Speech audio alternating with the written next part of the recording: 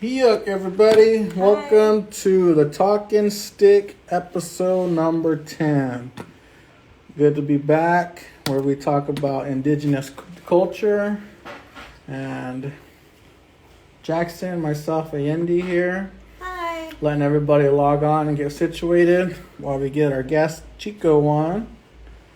Let me find him real quick. While he's doing that, let me introduce myself. I'm Yendi.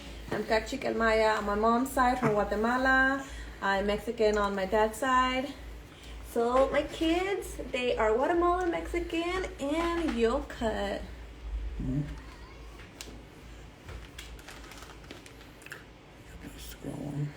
And then Johnny, my baby daddy.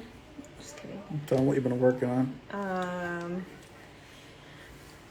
Well, I just got done with the 50 mask order that I had, and my fingers hurt so bad from tying them all up. And got those done today. Packed up some orders. And how'd you guys like my live last week with showing all my stuff? It was out of my comfort zone, but I liked it towards the end. It was fun. No, I-C-O. Oh, wait, yeah, it's the other one. And it was fun. Maybe I'll do it again. And let me see. Maybe because we don't follow him? No, I don't follow him. Can't find him. Hold on. Can we pause it while I... No, it's live. We're live. Never stop. I know, but they could pause it. You can pause while we message him. So yeah, so I've been working on those masks like the last couple of days, and I finally got them done just to move on to the next big project. So I'm excited because I'm going to be getting my, if you don't know what it is, ayoyotes. For those that do know, I'm getting some ayoyotes. My aunt is giving me some, and I'll be getting them on Monday. I'm so excited. And I'm going to gift her with a blanket with a medicine wheel. I'm going to make it. I got to make it. I'll just probably like sew up some fabric. She wants the medicine wheel in the middle. Maura, look at my nails. My press-on nails from, let me see her name, her official name. Hold on. It's Latina_nailing_it. She made these for me. Mailed them to me. Well, we met up. And then, yeah, I could just put them on and take them off whenever I need to. You know, when that mom life comes in, I need to take them off. I can't do everything. But I'm missing one. I don't know what happened. But, yeah, hit her up if you need some nails. She's in the LA area. She takes appointments. Hit her up. Oh, I wanted to show you guys this poster I got from this painter. I got to look up his name, too. What else did I want to show off? What about the new cardigans? Yeah, thinking about them. The ones I've been trying to work on for a long time. Yeah. If you didn't see the live last week, I was showing off everything that we have. 2 weeks ago? Mm-hmm. Oh, wow. I was showing off everything that we have in stock that I make. And so you guys could just see it firsthand. And I showed you guys some cardigans that I have coming out that I've been meaning to work on for a while. Yeah, I modeled it, so you could take a look at that. I'm excited for those to come out as soon as I just need to get on them and sew them. But these other projects keep coming up, so you know I gotta get them done as soon as possible. I can't find them. We're gonna have to redo the live. You'd find them now. Look at this. You find them.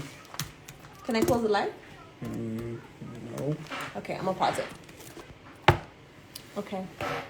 Sorry guys, we're trying to find him. We'll get him connected here. Just a little miscommunication, or I don't know, we'll figure it out. He'll be on. But let's see. So what I've been doing, luckily I found somebody that's close in my area that I could go practice dancing. So I go to danzas on Fridays, and Xico, who we will be speaking to, is there as well. He's the one that invited me there, told me about it. It's his godson that puts it together, Mino.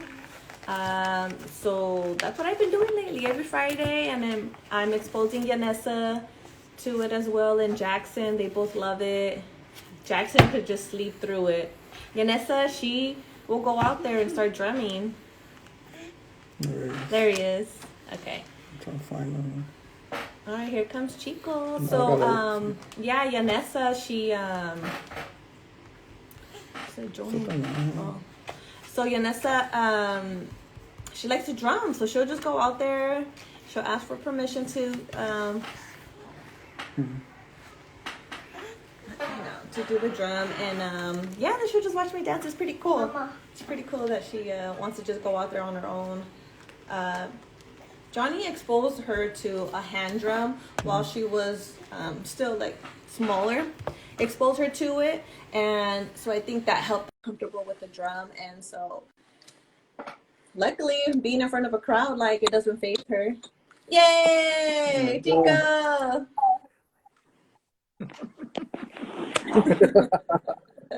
Finally, we found you, or you found us.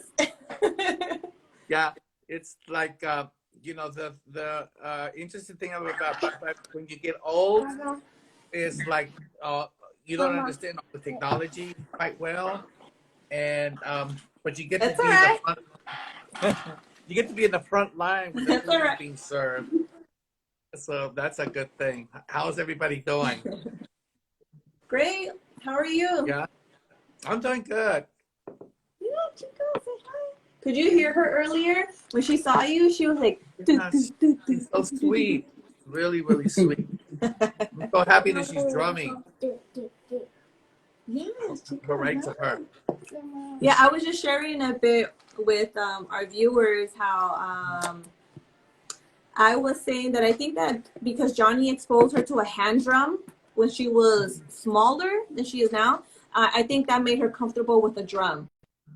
Oh, that's somebody planted Now, the seed. when she saw the other drum, she was very comfortable with it. Yeah. Yeah, so somebody planted the seed and she took off with it. That's beautiful. Good job. That's I didn't really even know you nice. were doing that. Okay, so let's go ahead and introduce ourselves, and I'm gonna just start this off. Welcome everybody again to the Talking Stick on episode 10. We have a full cast today here with the kids. They're wild They're right really now. I don't crazy know right why now. they're wild. My name is Yendi. I'm Cachiquel Maya from my mom's side, Guatemalan, and I'm Mexican from my dad's side. Johnny too from the Tule River tribe.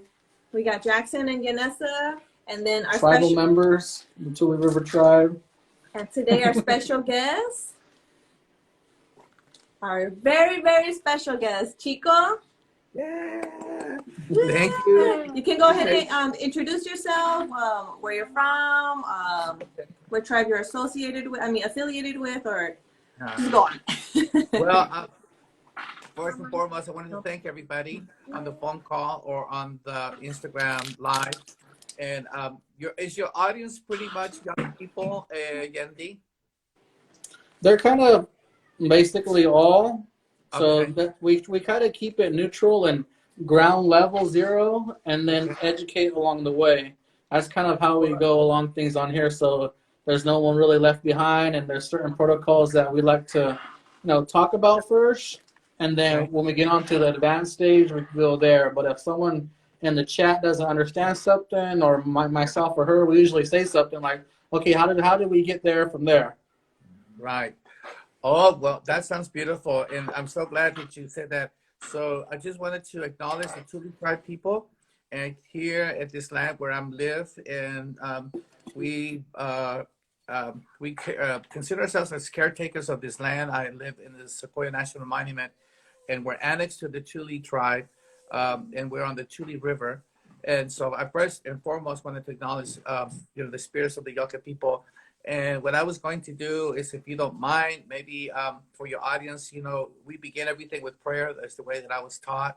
and probably a lot of people who are, native, we begin everything with an intention, a prayer. So, if you don't mind, I'd like to sing a song No, and, go ahead. Go ahead. show You're off more my than little welcome to. new, show off my new drum, and then I was going to basically read something, and then open it up for questions and answers. Okay. So I'm gonna get my drum. Just hold on for a second. Don't go Okay. anywhere. All right. Yeah, so how did you meet Xico again? So I met Xico. Oh, well, there he is. We'll talk about that later. Ooh, it's a nice Nice. one. Did you just get that? Yeah, it's a buffalo skin drum, and Ooh. I been trying to take good care of it, and just trying to establish a connection to the drum and the connection to the element that of this butterfly that we use for the Two Spirit ceremony. Oh, That wow. the butterflies pollinate things. They give us blessings because of that, and the butterflies also serve as to really migrate. And for us, they go through this process of evolution, pretty much like all of us do. We have the characteristics of male and female, and so the butterfly is a good metaphor. And so this is why I have this drum. It's a buffalo skin. So I'm going to sing a song the best way that I was taught, and the song is from the way that I learned is from a friend of mine who is Native American, and so I'll get that song started. And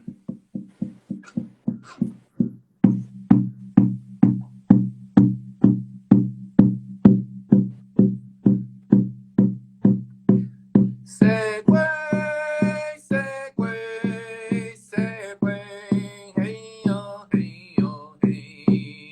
Segway, hana, hana, hana way, hana, hana, hana way.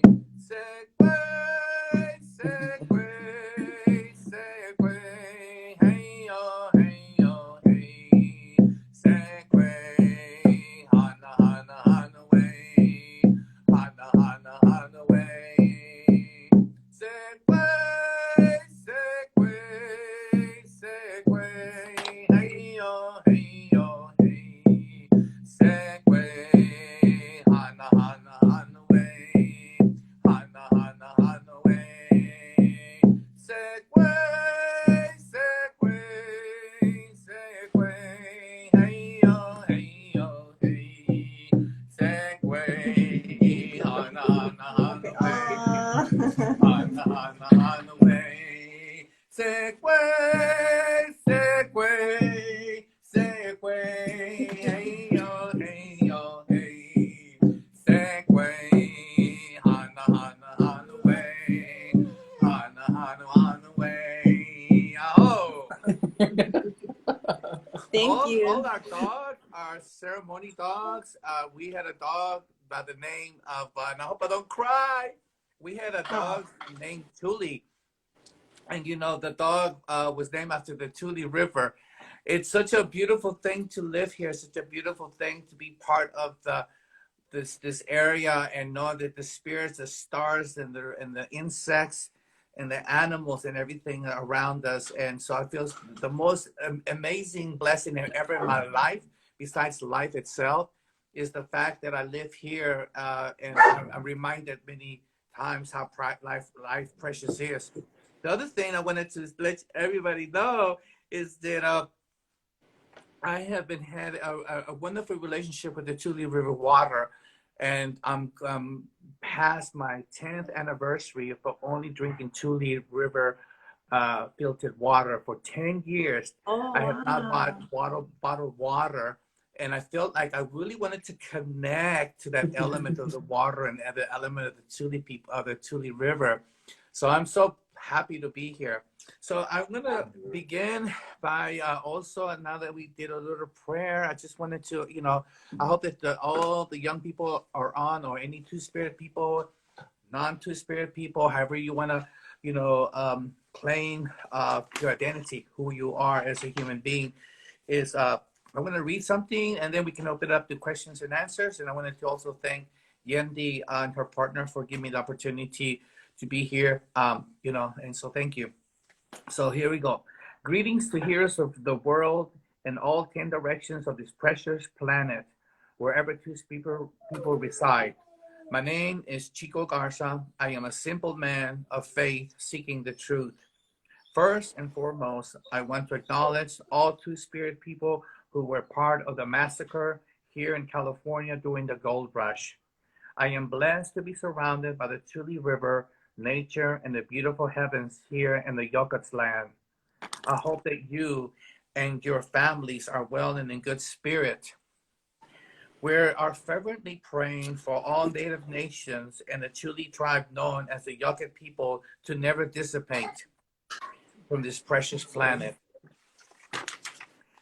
We are determined in our vow to be united with Indigenous nations, never to be defeated, and to thrive no matter what.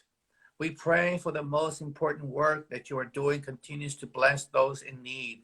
We pray that you never go hungry and that the Tule River water never gets contaminated.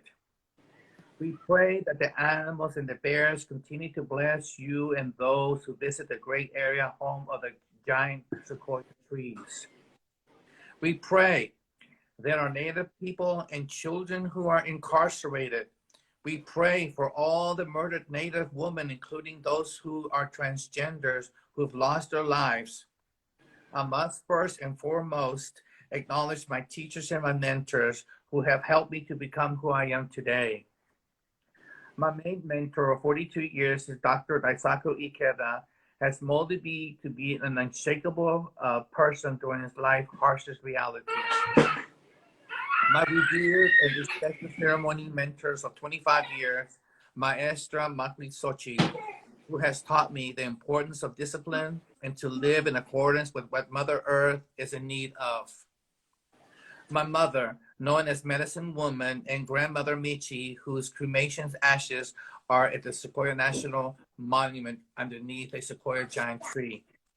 I also want to acknowledge my Maestra Martha Solis from Morelos, Mexico, for planting the seed of danza in the early 1990s, as well as my temazcal Maestra Sandra Sihuatl. My mentor and my partner for teaching me to apply nature restorations into ceremony. This very spot, this very land where I'm at, is the place of the Temazcalli known as the Sweat Lodge. It is the place I had a spiritual vision to share the medicine with the Two-Spirit people 4 years ago. This is the starting point of ceremony for us, as well as the chilling death case of Gabriel Fernandez, who was in the impetus to follow through with the making of the ceremony. This ceremony will always be for Two-Spirit people to come back to nature ethics by supporting Mother Earth with stewardship and planting sequoia trees and wildflowers. We chose the Easter weekend for ceremony because it's the peak of the wildflower season here, with the beautiful lupin and the beautiful California indigenous poppies. We consider the youth and elders who might not have families or nowhere to go during this holiday. This natural sanctuary connected to the Tule River is a spot that we can create the most value by hearing the winds, the hummingbirds, the insects, and the clean air. Most important, that this is the land providing us with blessings and night stargazing. Our intent is to help people to heal their hearts with nature. Our template that reduces the impact of nature while creating a healthy native food supply based on grains. We will always include clean filtered water for our 100 participants who attend the ceremony. As we create our narrative to once again claim our spiritual connections to Mother Earth and further understanding of the interconnectedness of all living beings in plants, rocks, sky, water, and fire, and the minutest particles of dust. We are here to teach ourselves and others the sanctity of life with our behavior as good citizens of the world, with our communities and our families. By understanding the way of nature, we are understanding ourselves. The time has come to seize our own two-spirit ceremonies, but first and foremost, we should win the trust of our communities and families. I know that many of the two-spirit youth might be in circumstances where parents that are hostile to them in their homes and not a safe place of comfort. I know in my heart that your patience will one day pay off. You can make things easier with your parents by making them at ease, by assuring them that one day things will change between you and them. Try your best in creating a soft power dialogue with them, but mostly help them with chores around the house and make them at ease. Please, under no circumstances, become homeless and take the utmost precious life care of yourself with these harsh realities that we are facing now. During my 30 years in San Francisco, that became my training ground, I raised my daughter and many youth who slept over, who had run away from their home. As a single father, many times we visited the food bank and we hustled to make ends meet. These are all my treasures of the heart. All two-spirit people must win over themselves with addictions and seek help by surrounding yourselves with an army of good people. Please avoid walking in the streets alone, especially at night. Two-spirit people must ever be vigilant in picking mentors and teachers and elders. There's a saying that it's better to fear bad teachers more than a pack of mad elephants. I'll repeat that again. There's a saying that it's better to fear a bad teacher more than a pack of mad elephants. Also, that a bad mentor will lead you to hell. The time has come to create dialogue around spiritual teachers that hide behind mean words that appear to be grounded, but in fact need to be reformed in their homophobic stagnation. We must never tax others based on superiority, but merely behave as good citizens on the basis of cause and effect. We must create a society that can raise our individual life state through nonviolence, education, peace, and culture. Our current society that is deeply immersed in greed, anger, and foolishness, known as the three poisons, is one of the reasons we're challenged with the current social problems. When our mindset changes, our world will change too. We must bring an end to children abuse. We must bring a change in the consumption of rare extinct animals, such as shark fin soup and other animals that are created in an unbalance of nature. Wildlife trade and the destruction of nature will not stop this virus that has created plagues. It is not nature that needs fixing, but our humans ourselves. Our current crisis has brought us the pause to give animals and nature a break. There's reports of cleaner air in Los Angeles, ocean turtles appearing without the presence of humans. The evidence of the canals in Milan, Italy are cleaner than ever. Humans have the capacity to create so much destruction, but yet demonstrate to create goodness, the heartfelt compassion. Two-spirit people must never become ethnocentric as better than others because we take a stance on protecting nature, but have a standalone spirit to lead the way. I ask that you get an education, bring your wise knowledge back to our communities. As a single father to my daughters, I must insist that females and transgender never be alone in circumstances like walking home alone. Also, never allow yourself to be in a domestic violent relationship. You must always protect your precious lives. Let's enjoy the rest of this Instagram live chat. Please live a long life and take the utmost care of your health. 7 generations back and 7 generations forward. Thank you for another day of life and another year to live again. Ometel aho.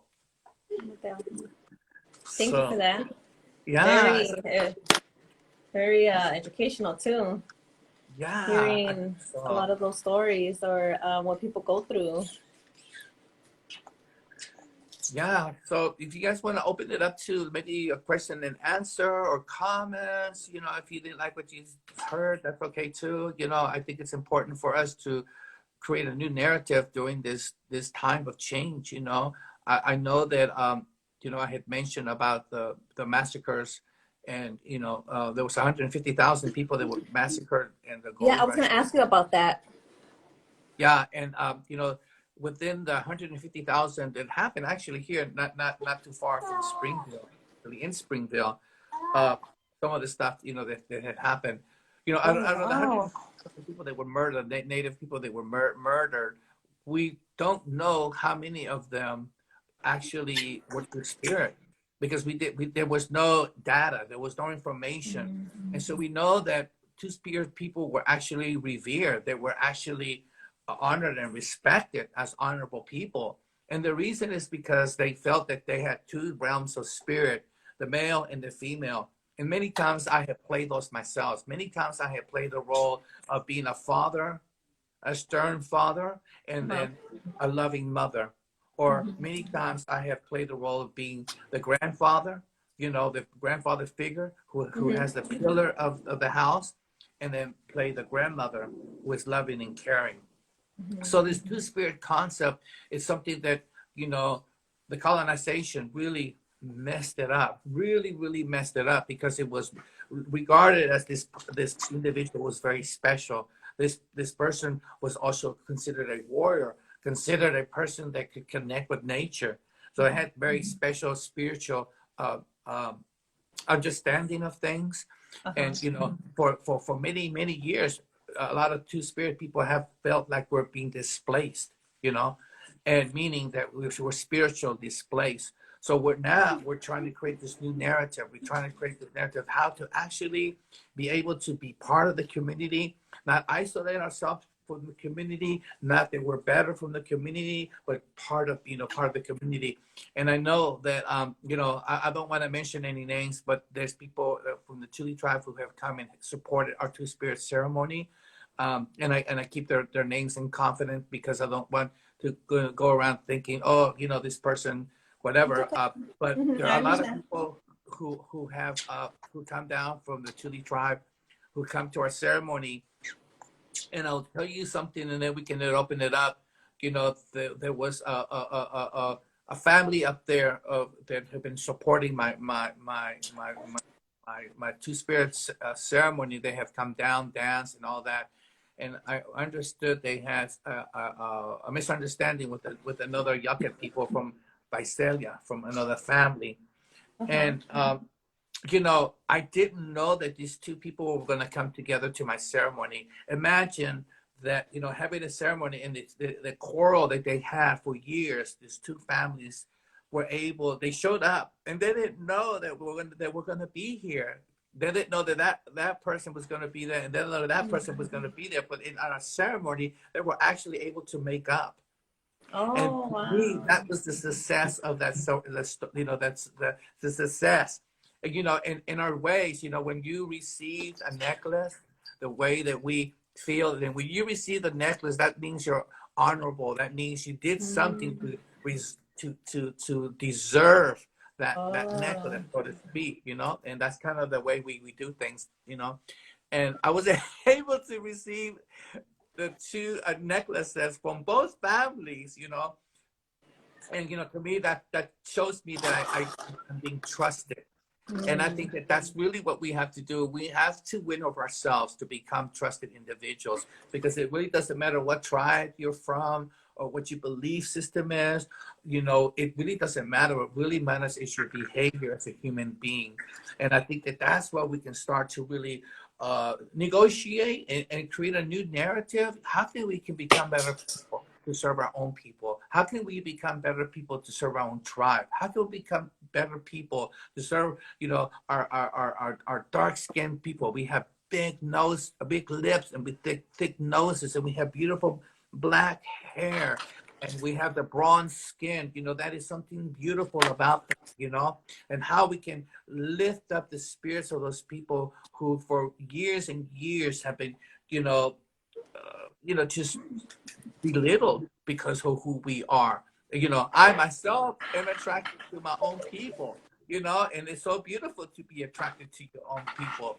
So, with that, I think we should open it up. You guys can, ask me questions if you wish to, but yeah, that's more or less my experience being living here at the Tule River. Okay. Let me just check on some comments. We have had some people say hi to you on here. A couple of your students are on and asking how Tule is. Oh, Tule died. Oh. I'm so sorry to tell you, but let me tell you something about Tule. Our dog Tule. In the African American culture, everything that's black is bad luck. Okay, you're a witch. It's considered black. If you're a black person, you get humiliated. I mean, a black cat is bad luck. Everything that is the color black gets like this Bad negative stigma. thing.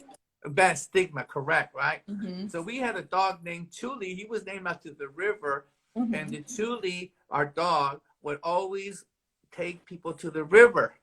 My dog knew exactly every person was taking down to the river and escorted down to the river. And JR from the Tule tribe came to sweat with us here in our land. And our dog, Tule, came into the sweat lodge and he sat on the north door and he did a whole entire door. He did a whole entire door himself. And he entered the right way. When you enter to your left and go, it's a the circle of life. Yeah, he went around and sat on the north door. And the north door for us is the door of the deceased. It is the color black. And he sat on that door. And, and all of the JR from the Tule tribe were like, shocked. They never saw a dog. They did a whole round, one whole round. So, that's just the most beautiful thing, and just we're so blessed to have this nature harmony. Oh, wow. That's so cool. Yeah. Thank you for sharing that story. I wish I would have met Tule. Oh, he was a wonderful dog. Wonderful dog. Anything else? No, that's it. Pretty much. Those are all the comments that they're saying right now. But if anybody has any questions, please write in the comments. We'll this is open for anybody for us to educate you or share some information. If you don't understand something, just let us know. Hi, Cynthia. Oh, now that Cynthia is on. Xico, Johnny had asked me, or he wanted me to share how I met you. So I just want to let everybody know how that happened. Is my friend Cynthia Valdez. She just came on. I had started asking her some questions about danza and yeah. And so then she was like, she told me to go to go practice. And I happened to move. Okay, so when I started doing that, I had gone to a danza practice in LA. Well, then the pandemic happened, and then we moved to Tule, and then she had told me about you, and then I just couldn't make it. But we met each other on Facebook, and you so lovingly would always send me invitations to go to practice, or if you had your ceremony. You told me about it, and I just couldn't make it. Something would always be coming up. And then eventually, like now, recently, like about a month now or 2 months, that I went to your first practice in Visalia, and then you mentioned to me that there's one in Bakersfield because it's way closer for me, that your godson Nino has or puts together, right? The danzas.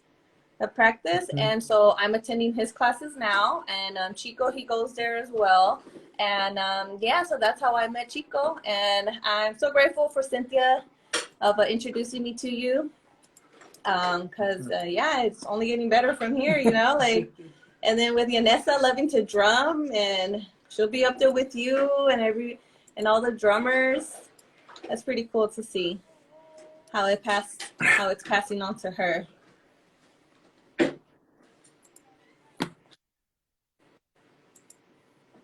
So yeah, so hi Cynthia. We're losing you, Xico. You're in and out. I wanted to give some recognition. Is that better? Is that better now? Is that better now? Okay, yeah, you're good now. Yeah. Okay, so I wanted to give some recognition to Cynthia and her mom and her group in Los Angeles. We just really wanted to thank for all the years. I met Cynthia, wow, when she was like 14, 15 years old. And she came to my practice and she shared with us about the Shilon, and that she had just, had been made a warrior of the corn. And so she came to our practice, and I just wanted to acknowledge that she's been consistent with her tradition. And part of what we're talking about today is that when you're in that tradition, it's important not to abandon it. Because if you start to work out, if you go to the gym, or if you have a special diet, if you only have that diet for one day and never come back and see that diet, you're never going to lose weight. Or if you start working out and you only go to one workout, right? Only do one workout, and you never come back to the gym, you're never going to get those muscle development. And the same thing with danza. The same thing with danza mexica, danza azteca. You need to be consistent in order to see what we call la danza te da abundancia, the blessings of the danza. So I've been watching Cynthia and her mother, and and her whole Calpulli in Los Angeles, being consistent. So thank you, and hooray to Cynthia for all the work you do, and all the people you impact, and all the beautiful beadwork and everything you do as a warrior woman. As a warrior mother, actually, got babies. Huh? And so as a warrior mother, because she has kids, she has two beautiful daughters. Twins. Yeah, twins. Yeah. Let's just give her two at one time. Yes. Yeah, I give it to her for raising two at one time, and must have been so hard. I mean, it's still, it's still till they're gonna turn 18. But yeah, Cynthia, you're a strong one. I always think about Cynthia, how she invited me to a ceremony in La Placita Olvera, and after going to Nino's practices, I thought about it. I was like, man, Cynthia just threw me out there in the fire. She let me borrow one of her trajes, and then she was like, all right, go, just follow them. And it's not bad. Like, I like it because I could work that way when I'm just like, go ahead, go in there. But man, like, to some people, it may seem like, oh, she just threw me out there. But that's very humbling at the same time, because it's like, you really got to get on it. You need to pay attention to learn. You got to catch on to things. And I had to just pick up some things, but her mom was there too. She let me use a scarf, and I think she let me borrow something, maybe like a rattle or something. And she was like, you got to be strong when you're dancing out there. You got to look strong. And yeah, that was like my first major learning lesson right there. And I think I will always remember that one. But yeah, that was a pretty cool thing to learn, and then to be in the traje.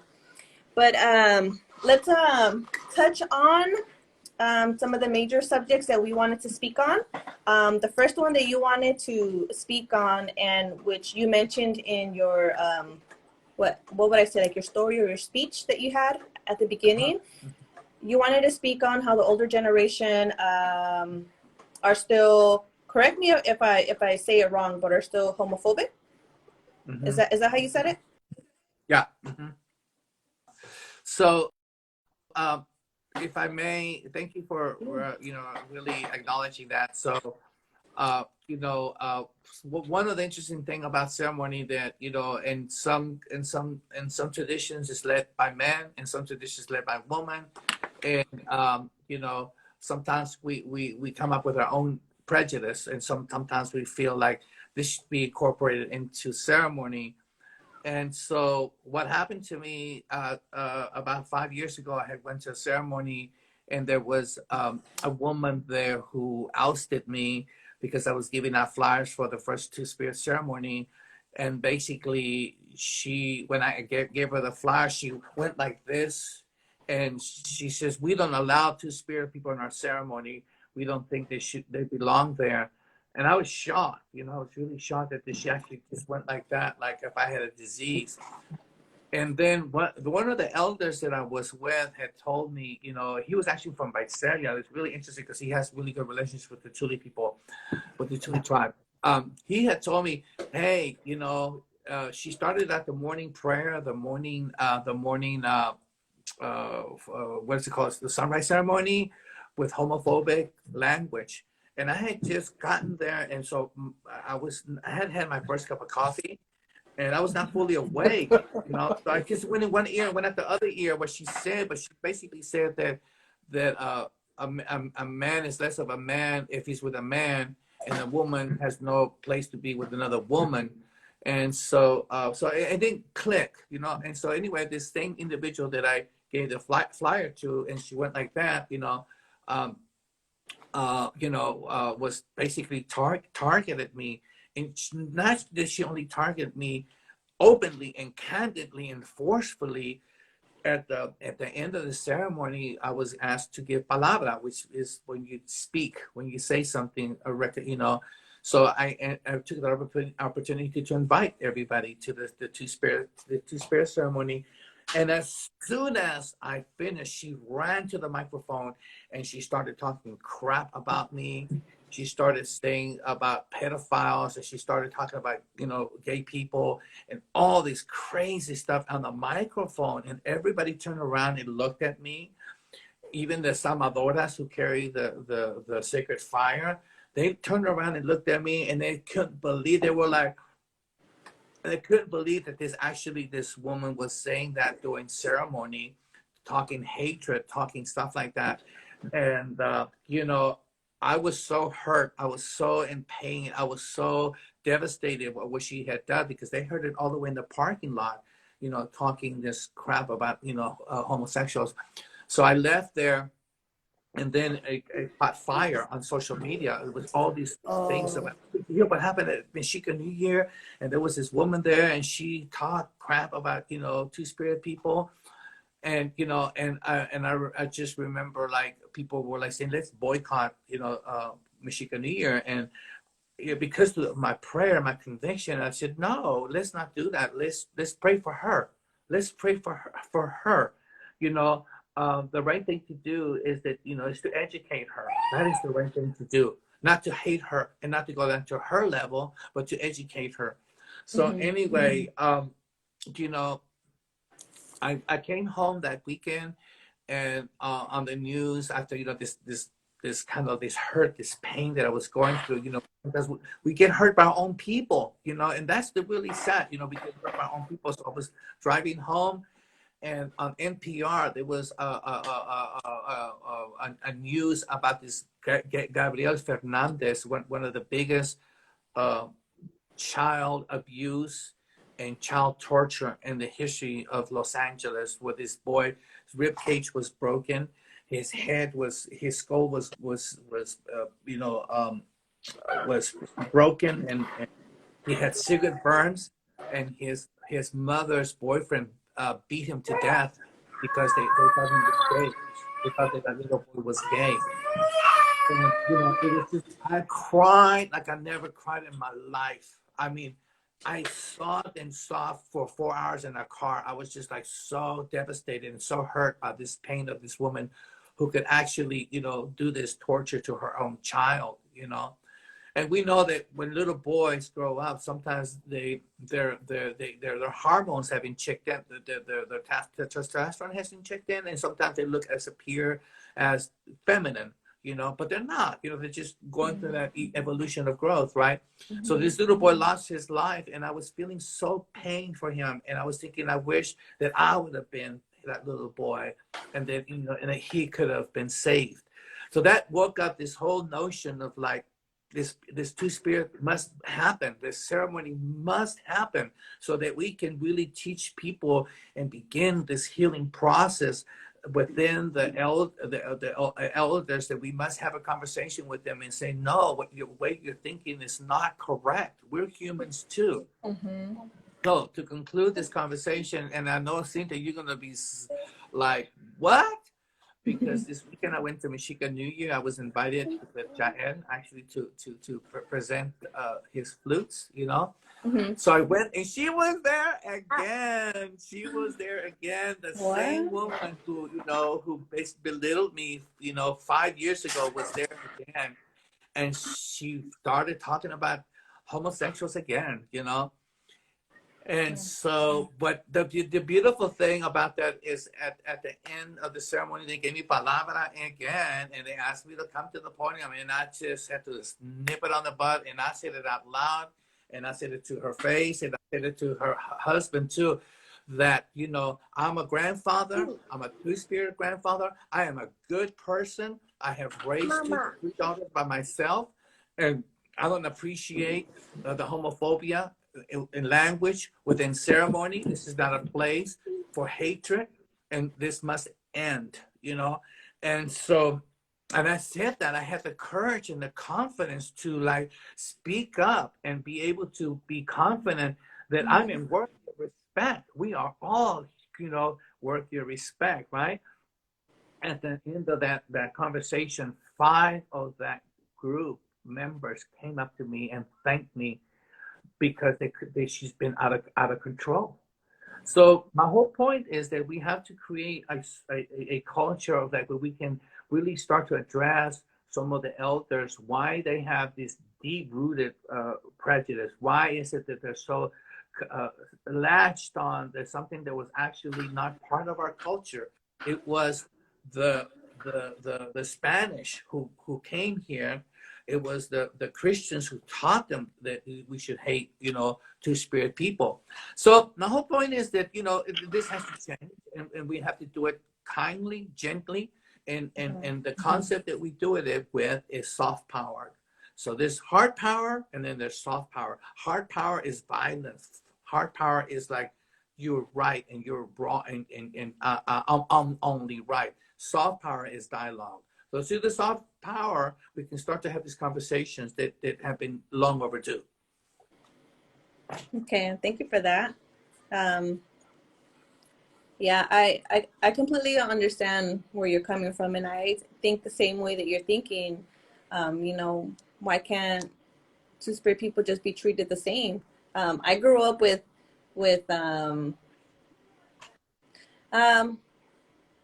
I don't want to say it the bad way, but my cousin's a lesbian, and I grew up with her and her friends, and my best friend is a lesbian as well. And so, I grew up with that around me, and to me it's normal. I don't see anything wrong with that. So when you tell me stories like this, it really does, like, it just hits me hard. Like, I can't understand it, like where they're coming from or why they're coming that way. But I also understand where you're saying that there's something in them, something that happened, or somebody said something to them that makes them think that way, or they had something happen to them that just changed it all. Like, they had an experience, and I don't know, they're not ready to face it or ready to open up about it, But like you said, with kindness and patience, hopefully the older generation will open up, or they just need somebody to just sit with them and explain it to them. I totally agree with you. And, I'm glad that you're sorry, go ahead. Oh no, I was just gonna say that but there are elders who do get it. There are people who are very supportive. So, and that's why the speech that I talked about so important, because just because you're a two-spirit person doesn't mean that you have the right an expectation to do the same to others what they have done to you. Yeah. And that's what we have to win over ourselves. If somebody spouts hatred and then somebody spouts out negativity, it doesn't give us the right to spout it back and create more havoc. And that's one of the things that we have to change within danza circles. So my circle, girl, I snip in the butt right away. Save the drama for your mama. Don't bring your drama up in the circle, okay? Go tell your mama about your drama after you leave the circle, but do not bring it in the circle. This is a clean and sober circle. You can practice your Western ways once you leave the circle, but don't be bringing that stuff up in here. And so a part of that is that we have to start having these conversations within the circle, the abuse and the arrogance and the male dominating things and women having fears that their children might have something happen to the children. We must not allow these people who have these cases of child molestation in our circles. We must not give people a platform of hate speech. We must learn from this and not belittle ourselves, but to grow and say this has to end. And we have to be able to have those hard conversations with the elders too. Not all elders know everything, and not all elders are correct. And that's the thing that we have to be careful with, because some people do revere them because they're elder, and some people get the status because you're 55 years old, and it's like, child, let me tell you something. I had to earn my two elders status. And I had to work my butt off in order to get there. But just because you're 65 years old, or you got your 70 years old, and you're spouting, negativity and homophobia and rage and anger, that is not part of an elder medicine. That is not part of elder medicine. You're supposed to unite your tribe. You're supposed to make your people feel good about being brown. You're supposed to make people feel good about who you are and your long black hair and the drum and all that is there. That's your job as an elder. You're not supposed to be making comments in front of children, in front of youth, to disunite people. And so we have to do that within danza too. We have to have those conversations that have been put in the back burner, so to speak, in the back of the stove. We need to bring it up in the front of the stove with hot fire and start talking about these issues that have been long overdue. And the COVID-19 was actually been a blessing.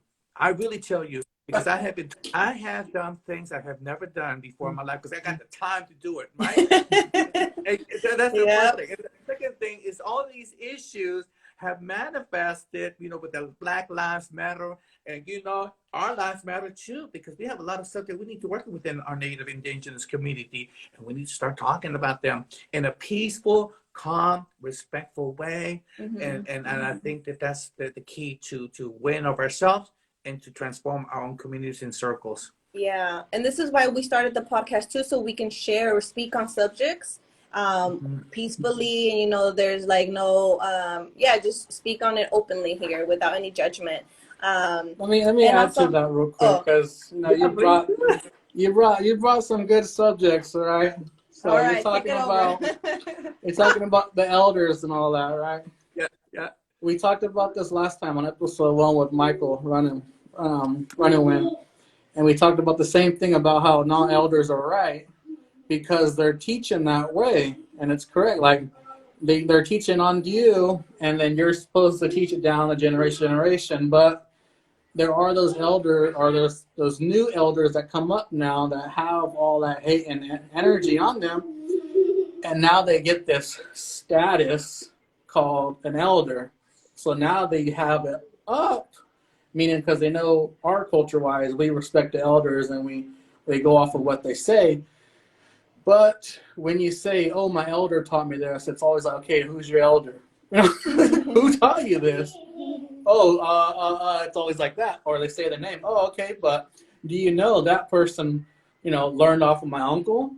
That song was my family song. That elder might have taught you, but who taught that elder this? And this is the generation line.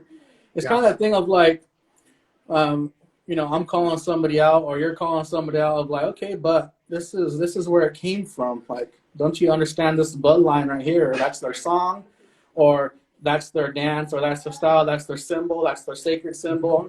This is where it comes from.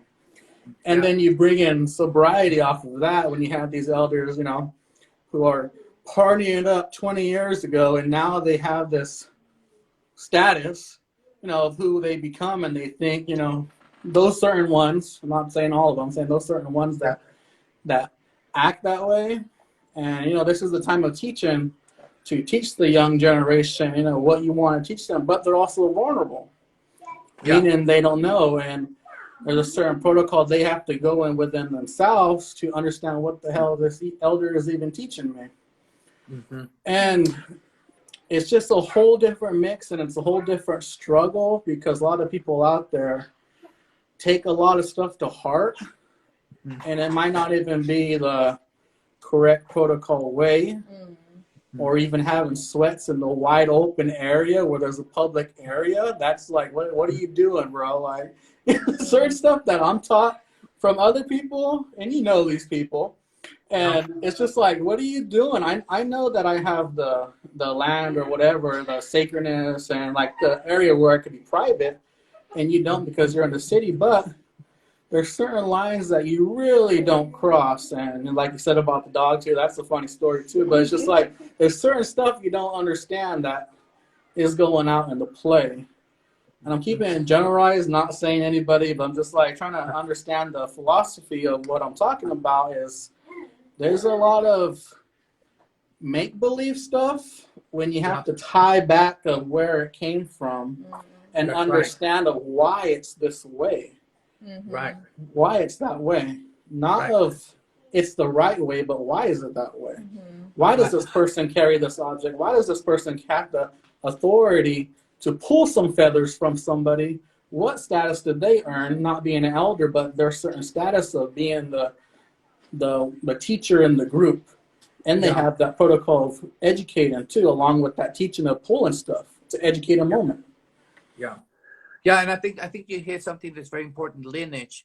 And I like to say, just to conclude to this particular topic, is that I think that what's really important is the lineage, who the teachers are, and that young people pick good teachers, that they pick good mentors that are gonna they can over exceed their mentors. Jael has a good teacher, Javier Quijas. He's well respected, and so now that lineage is there. That lineage has been set for Jael. And I'd like to just remind people what I said earlier, the people who didn't join the conversation, is this, that I said two-spirit people must ever be vigilant in picking mentors and teachers. There's a saying that says, it's better to fear a teacher more than a pack of mad elephants. I repeat that again. It's better to fear a bad teacher more than a pack of mad elephants. Also, that a bad mentor or bad teacher will lead you to hell. So I think that that's a good thing to really understand and give like those young people, like, so to speak, be wise who you pick. Don't just pick anybody just because, it's the first one you see.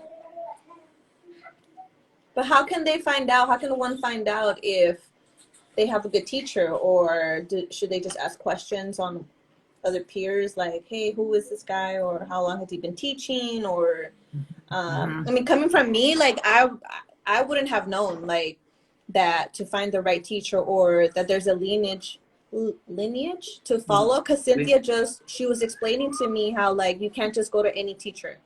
You have to if you already have a teacher, your teacher should know the teacher that you're going to, and they can give you permission to go to that one, because they don't want you, correct me if I'm wrong, but I just learned it from Cynthia, the other day, how like your teacher doesn't want you to go to someone else that may be teaching you something wrong, or they're not doing it the right way, or they're just having this group just because, and they're not following like the chain of command, or like they want to make sure that the teacher, like you said, they're coming just profiting off of it. Yeah.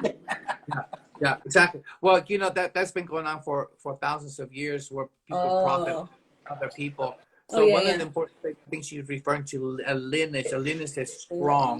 Lineage. That's very important. And then ask those people who were their teachers. Like he was saying, your partner was saying, talking about what were the songs learned from, where did they Mm-hmm. come from. We have every right to ask people those kind of questions. Where did you learn that song from? What Uh-huh. family did you learn it from? Where did you learn that tradition from? We shouldn't have fears like that. And they should be able to respond like right away. I was in Mexico one time, Uh-huh. and I asked some people there, some elderly woman, you know, and because I'm an elder now, I can have that leisure to be upfront with them. And I asked them, where did that come from?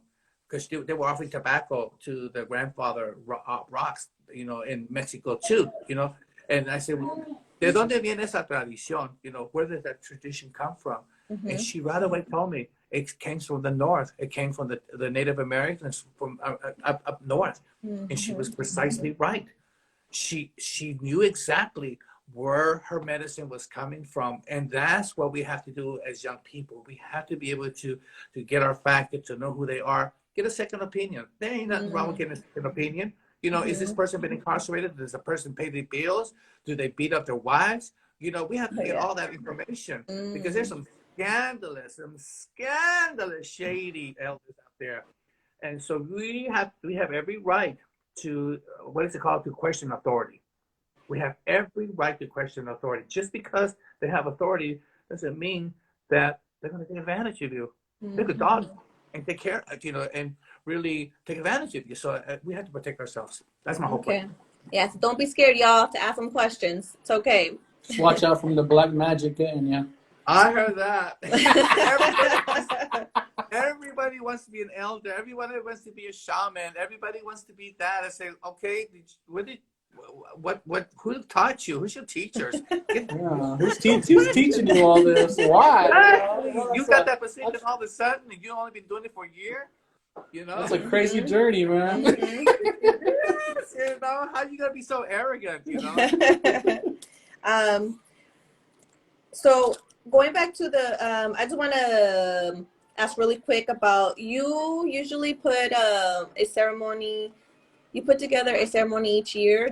Is it called the Two Spirit Gathering or Two Spirit Ceremony? And So okay. it's just a way that you created for Two Spirit people to come together or feel comfortable, like unite everybody. Can you explain a little bit of why you started that, and are you still having it now during COVID, or I don't know? Go on. We had last year. We had it.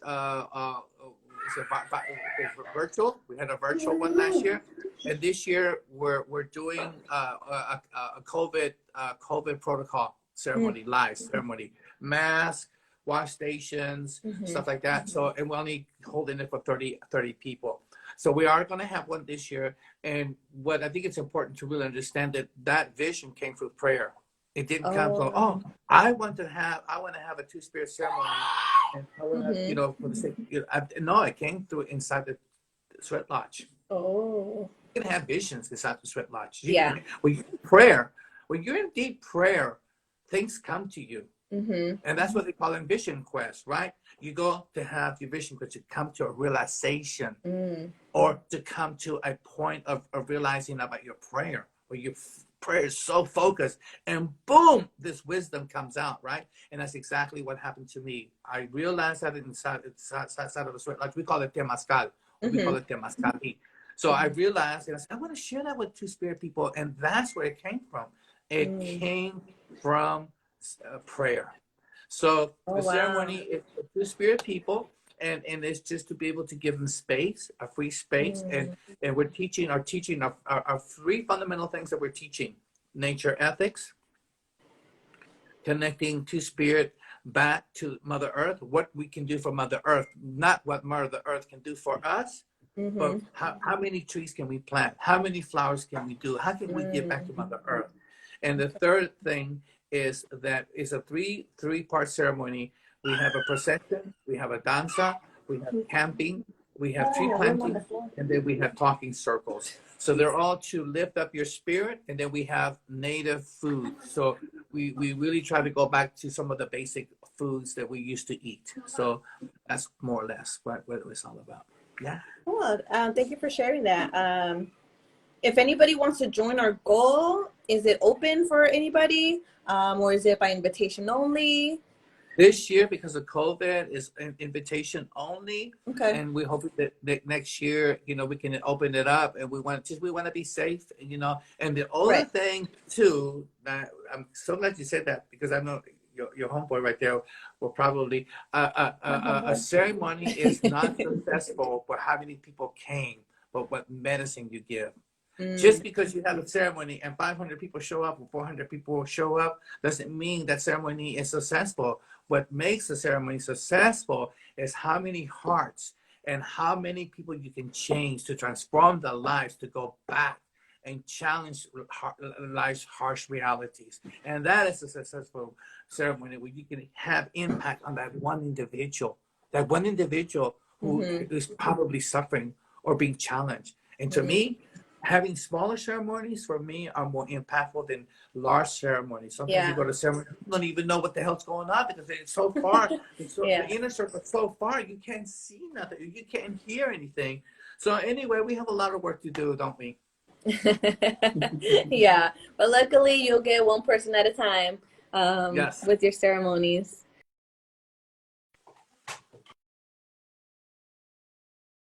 I was trying to close something and I lost you there. But in the future, if anybody wants to go, is it okay if we share your Facebook? Nope, invitation only. For the future. For the future. Yeah. Well, this one's going to be live streamed, and if you go to if you go to my what's it called, this little thing here. No, this one, Instagram. Instagram. Okay. Instagram. There's a butterfly, a pink butterfly. You can also go to Facebook and look up Two Spirit ceremony. So at first you called it Two Spirit gathering.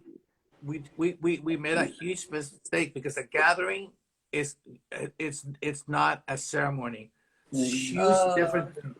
A gathering, you can have a glass of beer, or you can have your barbecue, and your focus is not prayer. A ceremony is prayer. Okay. So that's we will share it on the post, but people could find it on Facebook, Two Spirit Ceremony. You guys can get the information on there, join his live stream, and then you can find me. I'm going to write this down. You can ask me to be your friend. Xico Xavier, and then Garza. You'll see with me and my mother on our regalia. So you can, there's my Facebook. So you can request to be my friend, and then I'll add you. Yeah. How long have you been, as I'm just learning myself too, and meeting, getting to know you, how long have you been teaching for with your group in Visalia? Yeah. Well, we originally started in Porterville. So I was going to I was going to Fresno. I was going to LA. I mean, when you're a danzante, you don't care how many hours. When you want that medicine, you will go to the state and get that medicine, right? So I'm old school. I am old school. I will definitely get on the bus. And I used to do that and go to LA. And I used to do that in Fresno. And everybody would say, you should just start your own group, And everybody was kept encouraging me. And it's like, oh, no, I can't do that. So finally, after 3-day prayer, I said, I'm going to ask my teacher. And I said, and so I called her and I said, a lot of people tell me I should do my own circle. And she's like, oh, okay. Well, she gave me permission, right? And she's like, just teach what you know. Don't try to impress anybody. Teach from your heart and teach what you know. And that's how I started. So we started at Porterville, and now we're in Visalia. And Visalia tends to attract a lot more younger people. Oh, and we have a beautiful space at the Arts Consortium. I usually say that consortium, that word, like Arts Consortium. I don't know that word. What is it? Consortium. Anyway, it's the Arts Consortium. And 300 Oak Street. Every Sunday at 12 noon, we have ensayo. and we are getting people as far as LA. People are coming just to check it out. So you were there. You saw the danzantes Yeah, from I LA. hear some of them say they came from LA. I was like, ew. Yeah, I'm serious. I mean, when the medicine's good, people will travel. And I get it. Yeah, like yeah, and you teach it so well, and it feels welcoming there as well. So it's worth the drive. Yeah. Yeah, it's been pretty cool to learn so far. One more subject that Go ahead. No, go ahead. Ask me. Did you want to say anything else on the subject that we're on right now? I was gonna give you props because I've watched you learn the permiso already. You're a good learner. Thank you. I try. After Mino said, "Hey, you could go on YouTube and look at videos," I was like, "What?" And then I did it, and then that's how I learned. So after practice, after the ensayos, then I'll put YouTube on, and then we'll watch it, and then Yanessa will follow me too. She'll tag along, but yeah, I cannot find one. Well, anyway, we'll talk about that later. Chica locas here, man, dancing in front of TV in the way. They're crazy dancing in the way. The TV. It's called practice. Get out of the way. Yeah. But the last subject that I want to speak on is sobriety. Mm-hmm. Just that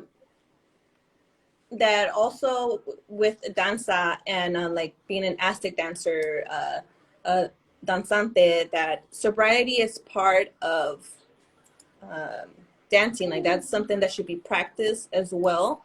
Do you want to give your how do I say your insight with that with sobriety and dancing? Yeah, well, in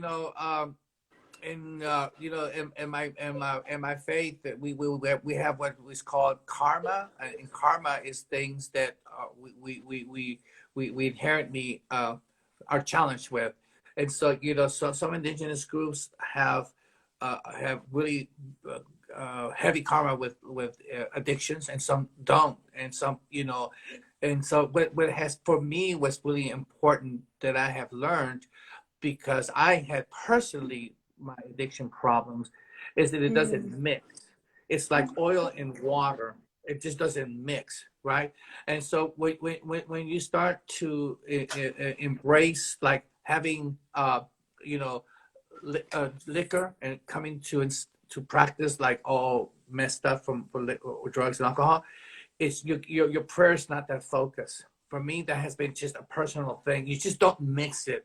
And because your state of prayer and your state of focus, right? So if your mind is being altered, it's difficult to really follow through. That's the first thing. The second thing, it has a lot of luggage. People struggle with their partners who have addictions. People struggle when that it's in your life, and it's also a ceremony. People don't want to see people falling down because they're drunk. And so I think for me, it's just been a thing that I've decided not to participate in, and I don't. And I've never, like for instance, never done crystal meth, which is a huge problem right now. And because of the way I look with my tattoos and my my face and all that, people think that I do drugs. People always come up to me and ask me. They think that I'm the one who's going to tell them where to go and get their drugs. Really? But oh yeah, I get that all the time. Got the hookups, huh? Yeah, exactly. Or they call me OG and stuff like that. And they don't know nothing about me, but they have the courage to come and ask me for the hookups, right? But I've never done. I've always had these. I was always been scared of doing those drugs because I have an addiction, an addiction mindset. So I think it's a personal choice, and to be honest with yourself, because if you're a mess, you don't need to be doing no drugs.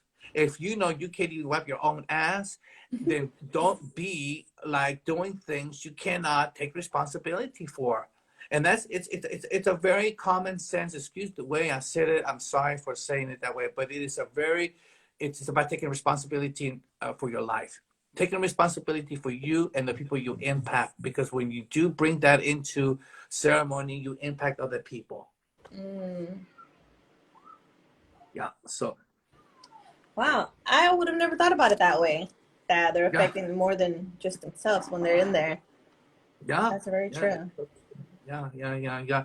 Most world religions, all world religions, have issues with addictions because they bring problems. They bring problems to the circle, and go to the nightclub and do your thing, but don't come and bring that to the sacred They're all circle. closed right now, so Right. just kidding. Go to the nightclub and put your clothes on and go and party, but don't bring that energy into sacred circles. And I think that's the best advice, because I don't want to tell people what to do. I wouldn't Right, tell people right. what to do. Yeah. Mhm. Okay. Let me see. So we've touched up on all the subjects that I wanted to speak on, and I'm sure, or did you want to touch on anything else? We're almost Well, gonna close I it out. think, yeah, I think we should close it out.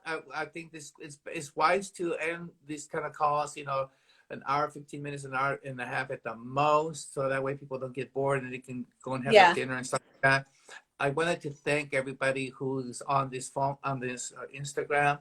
I wanted to thank, all my teachers. I wanted to thank the younger people. I wanted to thank the Tule tribe, because I have learned so much from them, the people who are disciplined. There are good people up there.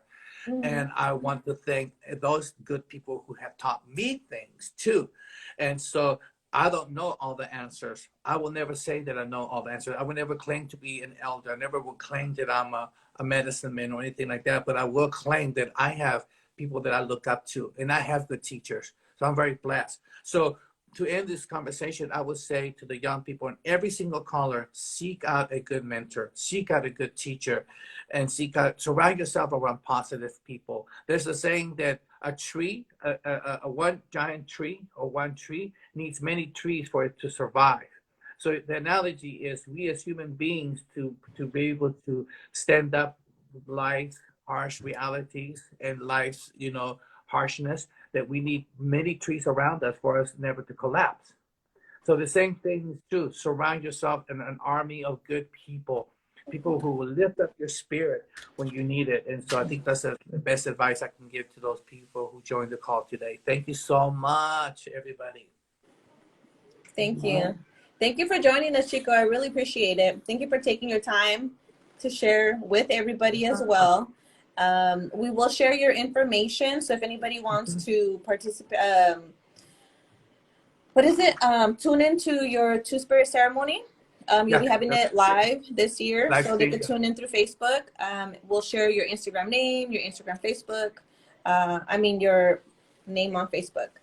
And again, thank you for everything. We really appreciate it, and we will see you Friday. Yes, and just see you guys Friday. And I just want to also add that my maestro from Sacramento, Macuisochi, has taught me the lesson of discipline and the lesson of giving back to Mother Earth. And those two things, I'm so grateful to her. I am who I am today because I had a good teacher. Happens to be that she's a woman, and she taught me those two basic things: to give back to Mother Earth and to have discipline. So with that, I love you guys. Take care. Many blessings, and I'll see you Friday at Ensayo. Okay. Right. Bye. I love you too. Bye-bye. Bye. All right, guys. Episode number 10 done. And we out, man. Thank you for tuning in. If you go to our website, you can use the code The Talking Stick for a 10% discount. If you have any questions, message us. We will link below Xico's information. So if you want to reach him or if you have any other questions, let him or I know. Bye. Lisa.